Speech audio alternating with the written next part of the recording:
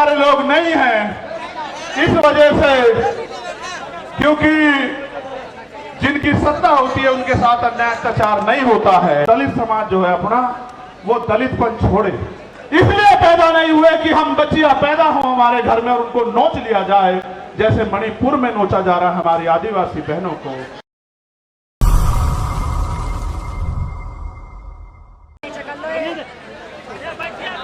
आज इस पावन अवसर पे, क्योंकि भीम आर्मी का स्थापना दिवस भी है, 8 साल पहले आज के दिन हमारे माननीय राष्ट्रीय अध्यक्ष और तमाम हमारे सिपाहियों ने यह ऐलान किया था कि भीम आर्मी भारत एकता मिशन के नाम के संगठन के जरिए हम इस देश में मनुवाद ब्राह्मणवाद की जड़ें काट देंगे। जो कारवा एक छप्पर से चला, आज वो कारवा सैलाब के रूप में दिल्ली की सड़कों पे है। प्राइमरी स्कूल के मास्टर के इस बेटे ने कभी सोचा नहीं था कि अगर ईमानदारी से काम करने वाले को इतना प्यार मिलता है तो फिर लोग ईमानदारी से क्यों नहीं काम करते।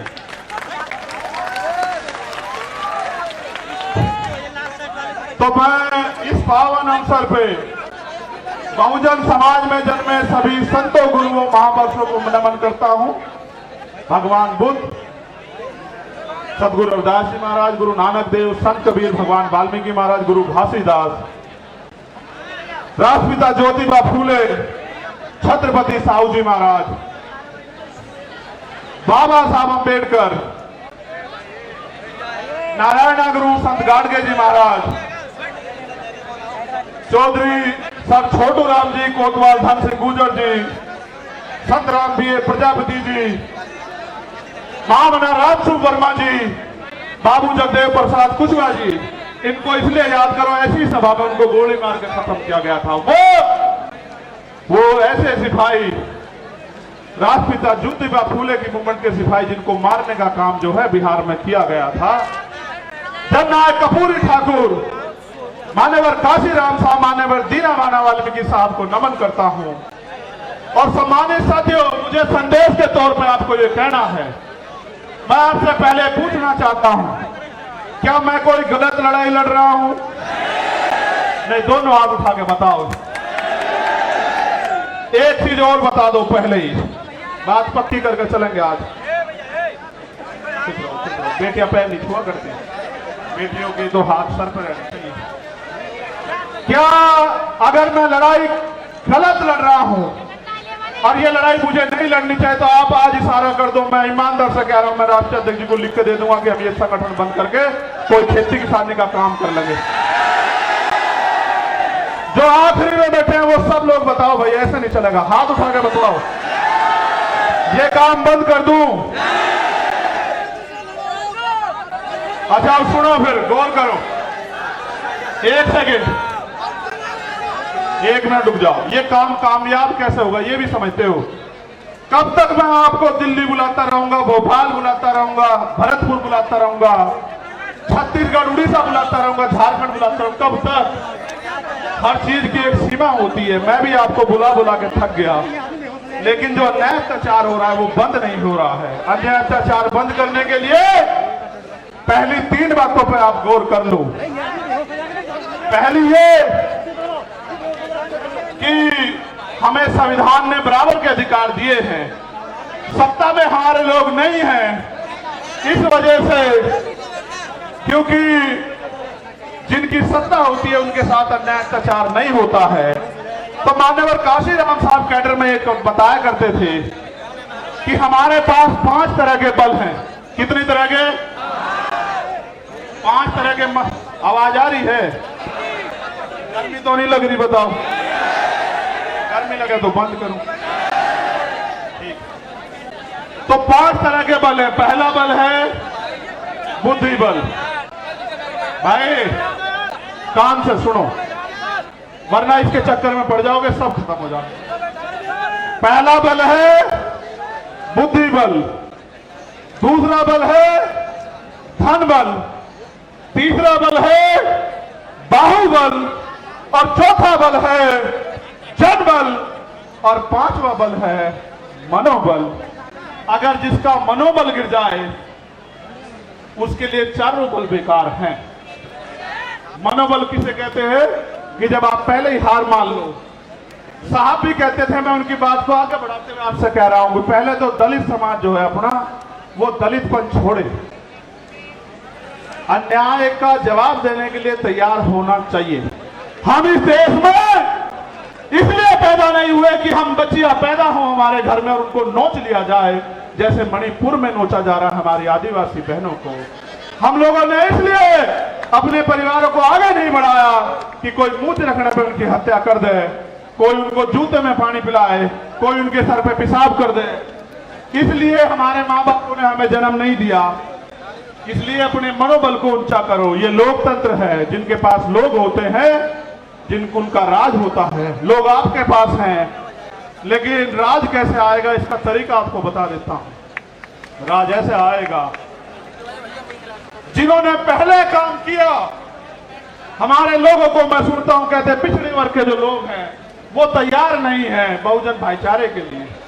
ये बात बार बार कही जाती है कि पिछड़े वर्ग के लोग तैयार नहीं। मैं आपको सच बताना चाहता हूं, सच क्या है। सच ये है, और आप इस बात को मेरी सुनोगे, कि पहले दलित समाज के लोगों को पढ़ा के अपने पैरों पे खड़े करके किताबें लिख के अपनी लड़ाई लड़ने के लिए सबसे पहले जो अगर शुरुआत किसी ने की, गुलाम भारत में अंग्रेजों के गुलाम जब हम थे, तो वो राष्ट्रपिता ज्योतिबा फूले ने की, जो पिछड़े समाज से आते हैं। उन्हीं को बाबा साहब अम्बेडकर ने अपना गुरु माना। बाबा साहब 91 में पैदा हुए और ज्योतिबा फूले 1890 में चले गए। उन्होंने अपना सारा जीवन इस समाज को पैरों में खड़ा होने के लिए दिल लगाया, क्योंकि बाबा साहब ने भी अपने नारे में कहा, शिक्षित बनो। भाई चारों लोग डिस्टर्ब कर रहे हो, खोंची भर कर बिठा लो, बिठा लो। फिर छत्रपति साहू जी महाराज को याद करो, जिन्होंने बाबा साहब को बाबा साहब बनाने में योगदान किया, उनकी प्रेस के लिए पैसा दिया। वो हमारे पिछड़े समाज के इतने बड़े नेता थे। राजा होते उन्होंने समाज से कहा कि डॉक्टर अंबेडकर आपके समाज के सच्चे नेता, इनका साथ दो। आप ये बताओ, वो भी पिछड़े समाज के थे। पेरियारी रामास्वामी नायकर, वो भी पिछड़े समाज के थे। नारायण गुरु, वो भी पिछड़े समाज के थे। सर छोटू राम, वो भी पिछड़े समाज के थे। बाबू जगदेव प्रसाद कुशवाहा, वो भी पिछड़े समाज के थे। जननायक कर्पूरी ठाकुर, वो भी पिछड़े समाज के थे। महामना रामस्वरूप वर्मा, वो भी पिछड़े समाज के थे। और जिन्होंने देश की आजादी में योगदान दिया, चाहे शहीद आजम भगत सिंह रहे हों या कोतवाल धन सिंह गुजर रहे हों, शहीद उधम सिंह रहे हों, करतार सिंह सराभा रहे हों, वो भी इसी वंचित पिछड़े समाज के थे। उन्होंने अपना काम कर दिया। अगर आप चाहते हो कि बहुजन एकता बढ़े, अब आपकी जिम्मेदारी है कि आप उनको जाके बहुजन आंदोलन को समझाने का काम करो। जैसे पहले उन्होंने घर घर जाके आपको समझाने का काम किया, ऐसे आप भी जो है अब घर घर जाके उनको समझाने का काम करो। पहले लल्ले यादव भी पिछड़े समाज से थे। ये बात मैंने आपको इसलिए बताई।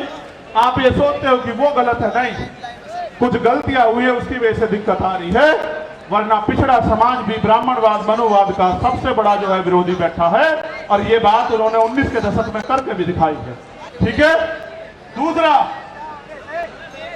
अगर आपको और आगे बात को बढ़ाना तो अपने पराये में फर्क समझना पड़ेगा। जब सब लोगों ने रास्ते, खिड़कियां तो, दरवाजे तो बहुत दूर, खिड़कियां भी बंद कर देंगे, घुसने नहीं देंगे संविधान सभा में, तब उनको खुलना, ढाका से की खुलना सीट से जिताकर कॉन्स्टिट्यूशन असेंबली में भेजने वाले लोग वो मुस्लिम समाज के थे। उन्होंने भी अपना जो है पहले हक अदा किया। संसद में बाबा साहब, कॉन्स्टिट्यूशन असेंबली में बाबा साहब गए, तब जाके संविधान लिखने का मौका मिला, तब जाके आपको हक अधिकार मिले।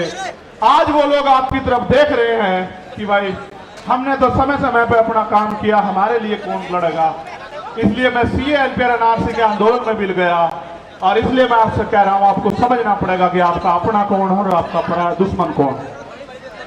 अभी मंच पे तमाम पार्टियों के नेता बैठे थे, उनको पार्लियामेंट जाना था।